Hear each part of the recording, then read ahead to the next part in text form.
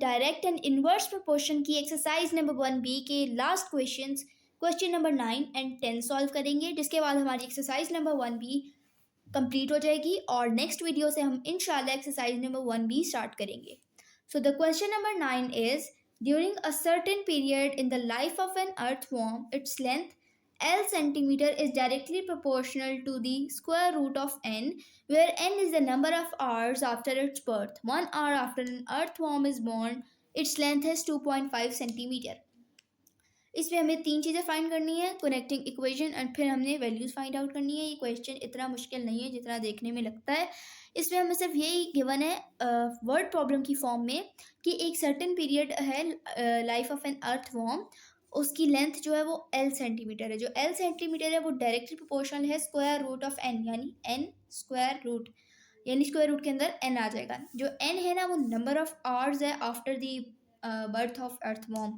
अब हमें क्या गिवन है, इक्वेशन बनाने के लिए जो डाटा गिवन होता है उसमें हमारे पास जो n है वो 1 आवर है और जो L है वो 2.5 सेंटीमीटर है. तो हम इसको यूज़ करते हुए अपना फर्स्ट पार्ट बहुत ईजीली सॉल्व कर सकते हैं. तो आइए इसको सॉल्व कर लेते हैं. Since length L is directly proportional to the square root of n, so अब हम क्या करेंगे, L डायरेक्टली प्रोपोर्शनल का sign square root of n, ये हमारा यहाँ तक आ जाएगा. फिर इस साइन को हटाने के लिए k और इक्वल्स टू का हम यूज़ करेंगे और फिर एज इट इज़ लिख देंगे. इस तरह हमारी वेरिएबल इक्वेशन कंप्लीट हो गई है.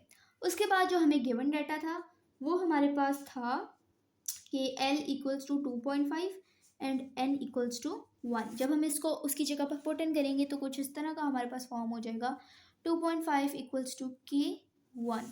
अब हम क्या करेंगे कि हमारे पास तो अब ये 1 तो कोई उसका स्क्वायर रूट होता ही नहीं है, तो हमारे पास क्या आंसर आ जाएगा, K equals to 2.5, simplest than ever. उसके बाद जब हम k को अपनी इक्वेशन में पुट इन करेंगे तो हमारा आंसर आ जाएगा L equals to 2.5 square root of n. हमारी कनेक्टिंग इक्वेशन बन गई है. अब सेकेंड पार्ट में हमें गिवन है कि find the length of an earthworm 4 hours after its birth. अब आप लोग इसमें देखें कि हमें इसमें L फाइंड आउट करना है, ठीक है, और हमें जो n है वो गिवन है विच इज़ 4. तो हम इसको भी इजीली सॉल्व कर सकते हैं कि हम ये देख लेते हैं हमारे पास L गिवन है, हमें L फाइंड आउट करना है और n गिवन है हमें 4. इक्वेशन को रीराइट कर लेते हैं. उसके बाद L equals to 2.5 square root of n यानी 4. L equals to 2.5 square root of 4 जो होता है वो 2 होता है, तो 2.5 को 2 के साथ मल्टीप्लाई कराएंगे तो हमारा आंसर 5 आ जाएगा. उसके बाद थर्ड पार्ट सॉल्व कर लेते हैं. थर्ड पार्ट हमारे पास है कि how long will it take for an earthworm to grow to a length of 15 centimetre. अब हमें क्या फाइंड करना है, हमें n फाइंड करना है, लॉन्ग हमें n फाइंड आउट करना है, n, और L हमें गिवन है विच इज़ 15 सेंटीमीटर. अब इसको देख लेते हैं हम कैसे करेंगे. L equals to 15, n equals to question mark. अपनी इक्वेशन रीराइट कर लेते हैं हम. L की जगह 15, 2.5 square root of n, 15 divided by 2.5 equals to square root of n. उसके बाद हमारे पास आंसर आ जाएगा इसका 6 स्क्वायर रूट ऑफ n. अब हम क्या करेंगे, हम देखें स्क्वायर या क्यूब को हटाने के लिए स्क्वायर या क्यूब रूट लगाते होते थे, लेकिन यहाँ पर तो उल्टा आ गया हमारे पास. अब यहाँ पर हमारे पास स्क्वायर रूट ही आ गया स्क्वायर के बजाय. तो हम क्या करेंगे, हम स्क्वायर ले लेंगे दोनों साइड्स पे ताकि हमारे पास स्क्वायर रूट कैंसिल हो सके. इसमें हमने यही करना होता है कि अगर स्क्वायर है तो स्क्वायर रूट ले लो, स्क्वायर रूट है तो स्क्वायर ले लो, ताकि वो आपस में कैंसिल आउट हो सके. सेम यही लॉजिक जो है क्यूब के साथ जाती है. क्यूब है तो क्यूब रूट ले लो और क्यूब रूट है तो क्यूब ले लो to cancel out both for the variables. यही एक तरीका है वेरिएबल से इंडेक्स या पावर को रिमूव करने का. उसके बाद हम जब स्क्वायर ले लेंगे दोनों तरफ तो कुछ ऐसा आ जाएगा.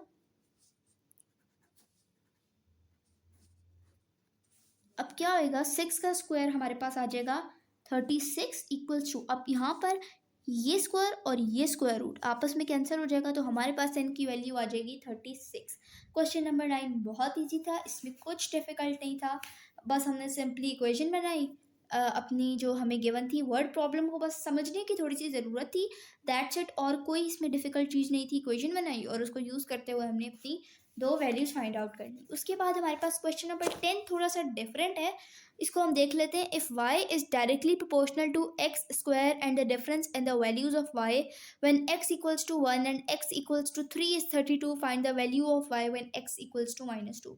इसमें वो हमें कह रहा है कि y जो है वो एक्स स्क्वायर के डायरेक्टली प्रोपोर्शनल है, और जो वैल्यूज़ है ना, जो डिफरेंस है वैल्यूज़ में y की, जब x इक्वल्स टू 1 है और x इक्वल्स टू 3 है, वो 32 है। यानी हमारे पास दो वैल्यूज़ आ गई हैं। इसको सॉल्व करने का तरीका भी हम देख लेते हैं कि ये कैसे होएगा।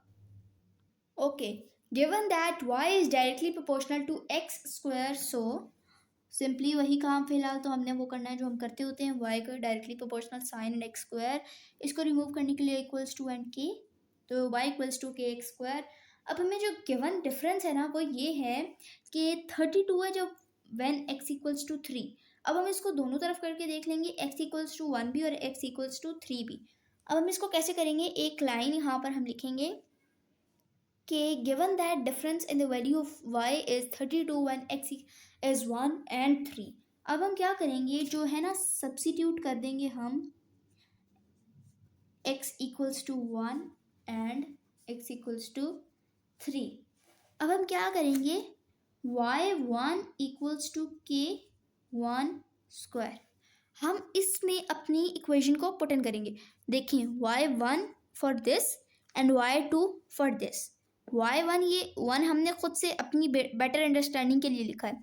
y1 equals to k, x की जगह पर हमारे पास आ गया 1 and this square goes hair. हमारी ये बन गई इक्वेशन नंबर ए। एक मिनट, इसको हम सॉल्व भी कर लेते हैं थोड़ा सा। इसका हमारे पास आंसर आ जाएगा y इक्वल्स टू 1 k, 1 का स्क्वायर 1 होता है और 1 k आ जाएगा, तो ये हमारे पास इक्वेशन बन जाएगी ए। उसके बाद सेकेंड जब वैल्यू हम सब्सिट्यूट करेंगे तो देखें y2, ये y1 था, ये y2 है, इक्वल्स टू k3 का स्क्वायर। अब हम इसको जब सॉल्व करेंगे तो हमारे पास आ जाएगा 9k। कैसे, 3 का स्क्वायर होता है हमारे पास 9, 9 यहाँ लिखें या यहाँ एक ही बात है, पर पीछे लिख ले तो ज़्यादा एफिशिएंट लगता है। ये हमारे पास बन गई इक्वेशन बी। अब हम क्या करेंगे कि हमारे पास लिखा हुआ था कि जो डिफरेंस है ना y1 और y2 का है वो 32 है। सो हम क्या करेंगे, डिफरेंस आ रहा है तो y2 minus y1 equals to 9k minus 1k। कुछ भी हमने अपने से नहीं डाला, ऊपर वाली वैल्यूज़ को यूज़ करते हुए नीचे हमने लिखा है। उसके बाद y2 हमारे पास क्या था, हम लिख लेंगे y2 एंड y माइनस 1, हमारे पास था 32y का डिफरेंस, और 9k माइनस 1k हमारे पास आंसर आ जाएगा 8k।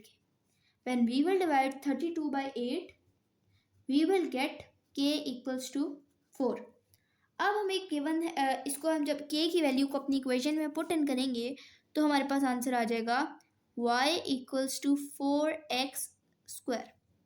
थोड़ी सी मुश्किल हुई है हमें ये अपनी इक्वेशन फाइंड आउट करते हुए, but it is not that much difficult. अब हमें क्या गिवन है, find the value of y when x equals to -2।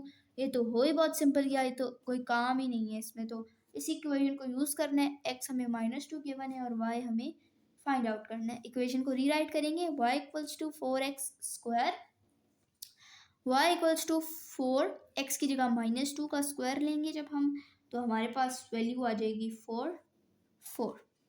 हम ये देखते हैं ना कि जब हमारे पास इवन नंबर में वैल्यूज़ होती है तो हमारा माइनस कैंसिल आउट हो जाता है। यही काम अगर हम कैलकुलेटर में भी करके देखें तो हमारे पास यही आंसर आएगा। तो जब हम कैलकुलेटर में भी करके देखें तो हमारे पास भी यही आंसर आएगा, बिकॉज जब हम नेगेटिव ऑड इवन इंडिसेस होती हैं यानी इवन पावर होती है तो हमारा ये साइन एब्जॉर्ब हो जाता है, इसलिए हमारे पास यहाँ पर -4 के बजाय 4 आया है।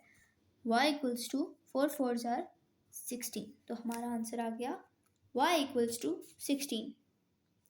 तो ये क्वेश्चन इतना मुश्किल नहीं था। इसमें सबसे पहले हमारे पास y की दो वैल्यूज़ थी, उन्हीं को कंबाइन करने का एक मेजर यहाँ पर हमारे पास डिफरेंस था कि हमें y2 माइनस y1 यानी y2 और y1 का डिफरेंस तो हमें पता था, तो हमने जो है ना x1 और x2 का डिफरेंस फाइंड आउट करके लिख लिया, तो हमारे पास इक्वेशन बन गई। और उस इक्वेशन को फाइंड करते हुए यूज़ करते हुए हमने अपनी y की वैल्यू फाइंड कर ली with the help of x equals to -2।